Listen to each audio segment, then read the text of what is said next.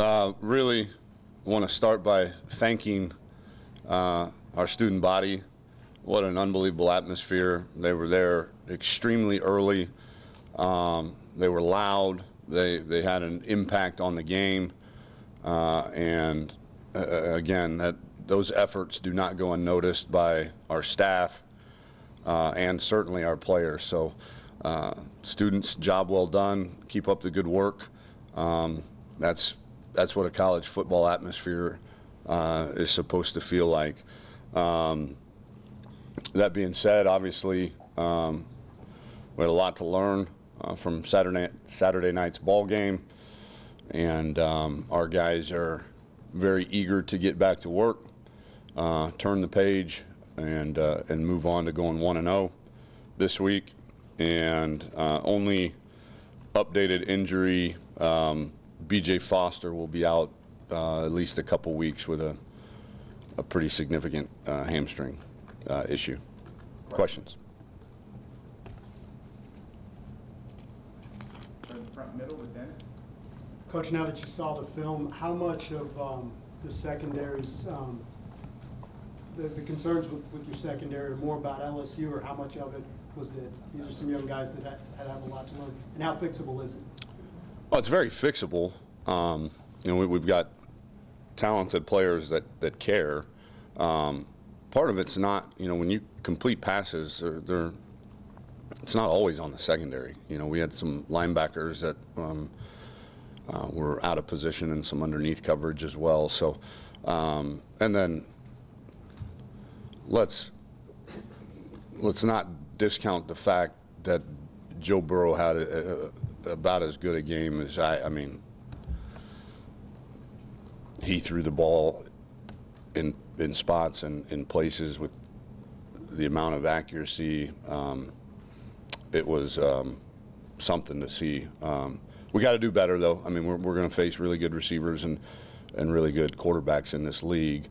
But we're also not ready to sound all the alarms just yet, knowing the caliber of what we just played, and knowing that the improvements are not, like you said, they're certainly fixable. In the middle, Ed. Coach, can you talk about Devin Duvernay? What an outstanding game he had, and really made a big splash on the national scene. Yeah, I don't know about the national scene part, but I know, he's on my leadership council. I just I don't know another way to say it, but the anger that he runs with once he has the ball in his hands, and the physicality is just so impressive for a slot receiver. And I'm glad he's on our team. I'm glad he is fully bought in, fully committed, compelled even at this point in his career. And I would expect much of the same from him. Looks like Quan Cosby. Yeah, I know what Quan Cosby looks like now, so. What Quan used to look like. I know what Quan used to look like, yeah. On your right, Cedric. Yeah, Tom, Keontae is kind of an introspective, cerebral type running back, and he studies himself and studies the game. He'd be the first to admit that he left some plays on the field. How do you keep him up? Because his body language didn't look too good. Saturday. Yeah, it wasn't. Just talk, education. I mean, there's no magic pill. There's no, quote that I'm going to give him that's going to, rectify anything. He knows he, one, needs to respond to adversity better in game, and then two, I told the whole team yesterday, and it applies certainly to Keontae, is you've only failed once you stop learning from your mistakes and improving. That's when you're a failure.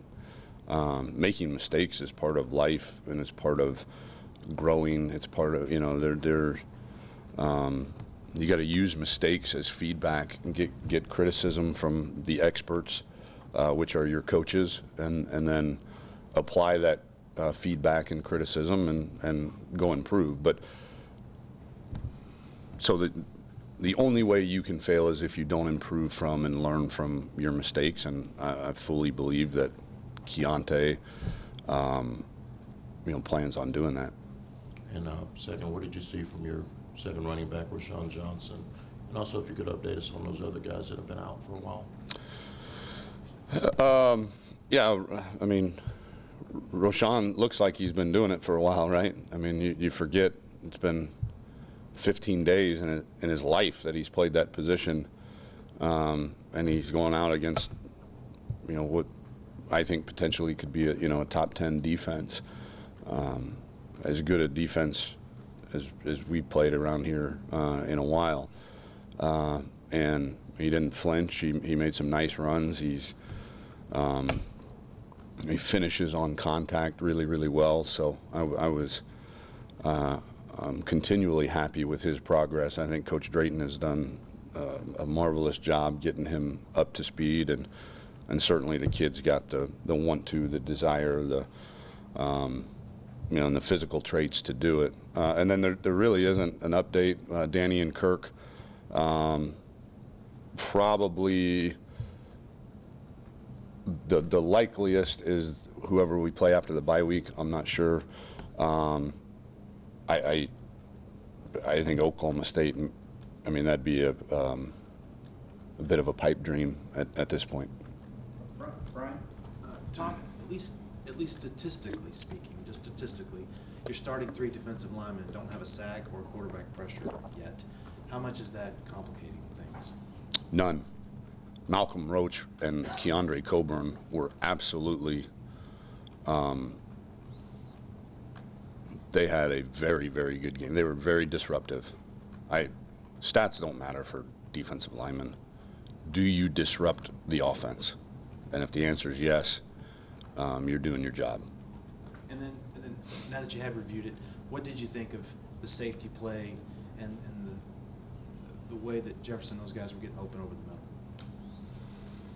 Well, again, those are two separate entities. I think we're all just assuming that it was the secondary's fault that people were open. That's not a fair assumption until you know what each coverage call was and whose responsibility that is. So we got to get better everywhere on that side of the ball, and including us as coaches, and if that means we got to dial back a little bit, and so be it. Obviously, we're facing a much different animal this week in terms of what Rice is going to do offensively. So won't really get to test that as much this week, but no, the entire team, we got to get better, and the safeties are part of that team. So On your left, Donovan? Coach, you talked about not sounding the alarm. How many conversations since Saturday have you had, just picking up your players, talking to your staff about that particular subject, that the season isn't over after this loss? Well, I don't know how many conversations, but it's certainly been discussed. I think there will never be moral victories at Texas, but there are a lot of positive things that we can glean from that game. Certainly offensively, considering the caliber of defense and caliber of defensive players that we were going up against. And so, this is a pre-conference game that has no bearing on, our standing in our conference, and we will be a better team for having played that game, and I'm glad we did, and there's a lot of positive that will come from having played that game, regardless of the outcome. Back middle, Steve? Coach, a couple for you. First of all, you guys really look like y'all belonged in the spotlight the other night. I mean, did you get that from the preparation and the after effects, even though you guys lost, what it was like in the locker room? And can you talk about Sam Cosmi a little bit? I mean, obviously, He had a great game on the offensive line. Yeah, I mean, but our goal is not to just belong. You know, our goal is to win those things. And I get there's a bit of PTSD around here for, you know, the prior decade or so. But, you know, I told our team, you know, in 3 years we've come this far, and we've got this far to go to be elite, and that's that last bit is the hardest part, right? And we're getting there. And then I thought our offensive line played great. Derek Kerstetter held his own as well as Sam Cosme, but I thought all 5 of those guys, of any of the position groups on the entire team, knowing what they were playing against, they did a really, really good job. Front middle, Kirk. Yeah, I was curious, your concern about missed tackles in the game. I wonder how many y'all had against LSU. I don't know the answer to Is that a that. concern? You're going to miss tackles against elite athletes as long as we're running to the football. We always got to get better at tackling. So yes, it is a concern. But we also know that nobody's that's ever played defense has never missed a tackle. So you're going to miss tackles. But do your other 10 guys, are they running with their hair on fire to get there to have your back? And I did see that on Saturday night. In the middle, Mike. Coach, it seems like this season, well, going back to last season as well, your team continues to fight. You're down 20-7 at halftime, and they came back and made it a game that was there for the taking. What are your thoughts on your team's heart? Love it. You know, we're getting to the point, you know, the team last year, you know, well documented. I thought we were a bit overachievers, and that's a compliment. And so when you increase your development, you increase your talent pool, you increase your culture, and you still have that overachiever mentality of playing hard and fighting and scrapping and all that, that's when magic starts to happen. And so I was really, really proud of the effort and physicality of our team. And there was not we were fine. I mean, the locker room at halftime, I mean, we didn't, there was nobody feeling like we weren't in the game. Up front, Bob. As good as Sam's been and as good as he's grown into this role at starting quarterback, where do you want to see him get better? I don't know. You know, the guy has 500 yards of offense and 5 touchdowns, and you got to stop yourself because even he would tell you that wasn't, you know, he was a bit off at times. And so you've got to temper your expectations, I think, sometimes. But, you know, just probably from a fundamental thing, just more consistently accurate. You know, there are times when he throws, I mean, some beautifully accurate balls, and then there's a few that get away from him for one reason or another. But other than that, I mean, I love having him on our team. On your right, Joe. Is that second corner spot still going to be something that you go week to week with? And how would you, I know it wasn't the best game for the secondary, but how would you assess the performance of both Jalen, Kobe, Anthony, all those corners in this most recent game? Not great,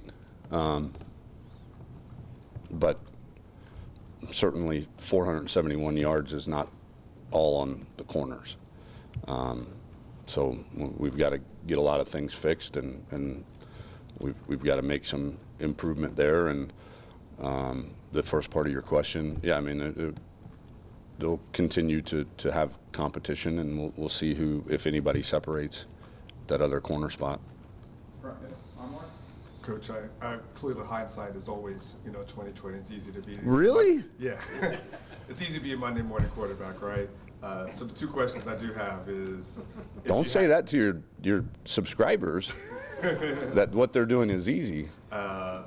If you had to do it all over again, would you still dial up the blitz on 3rd and 17? And the second question is,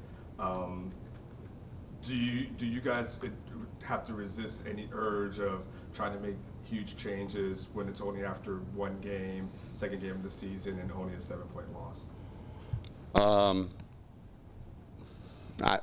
I honestly, I hadn't. We don't live in a world of what ifs, you know, or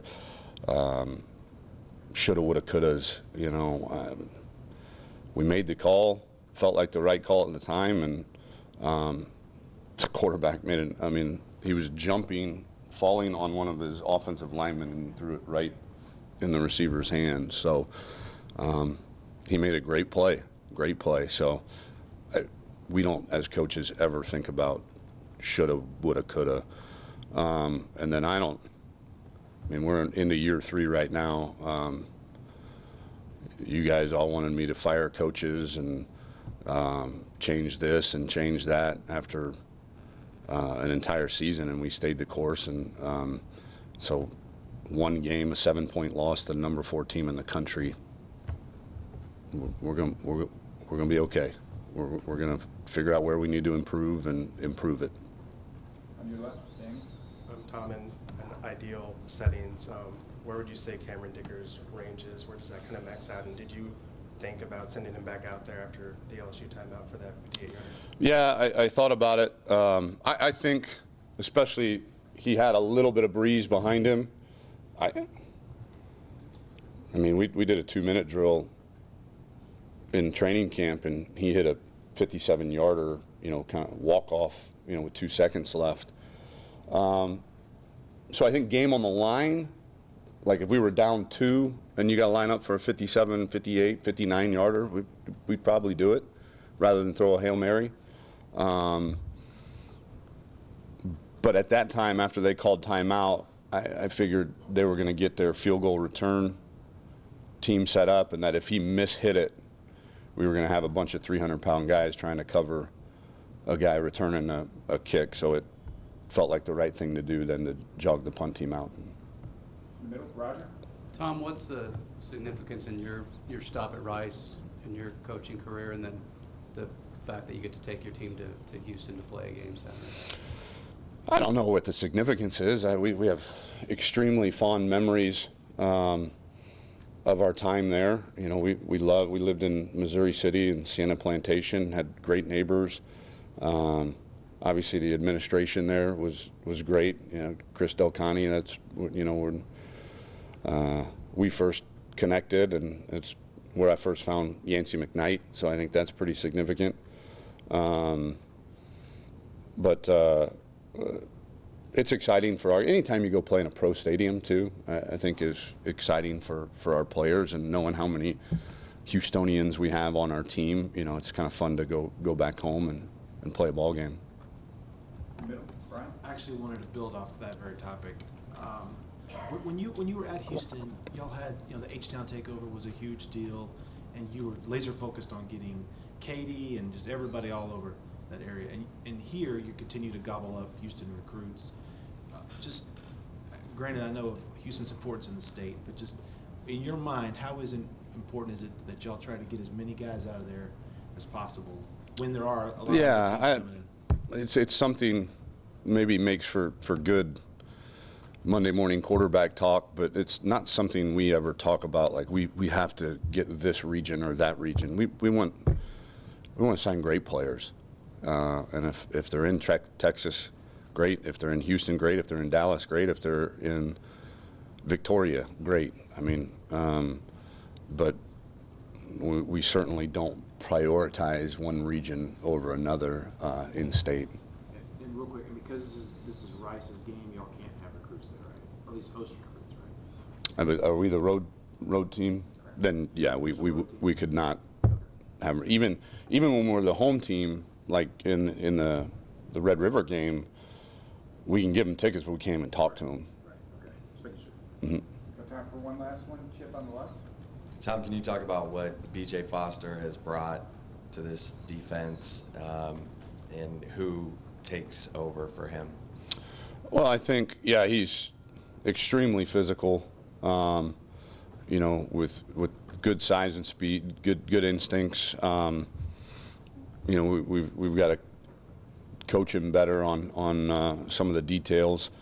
But DeMarvion would be the likely candidate. You know, the good thing is that's by far our deepest position on the team. You know, with Chris Brown playing as well as he is, Josh Thompson's, you know, played a lot of football in DeMarvion. So